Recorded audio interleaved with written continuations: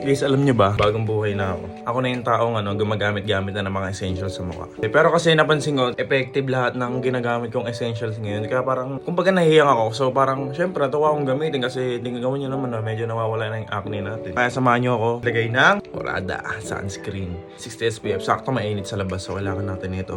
Panlaban sa protection. Siya, paano yun? 2 fingers? 2 fingers to, guys. Bakit hindi 3 fingers? Masyado madami. Masyado maano kasi yun. Pero para kang halaman. Yan guys, hanggang sa leg, lagayan nyo. And par, i-blend nyo lang na maayos. Okay na. Para naman di tayo umitim, di ba? Yan, ito pala yung sunscreen kong ginamit guys, Warada 60 SPF. Napakataas, ewan ko na lang talaga kung mangitim ka pa dyan. Then next natin yung ano lang to guys, lip oil magic lang to. Pampakisable lang. Syempre, paano pag nakita tayo ng mga tao dyan, si Terry Duget pala talaga, no? Para naman kahit pa paano, may compliment naman ako marinig sa kanila. Number 1 lang to. Shade number 1 lang to.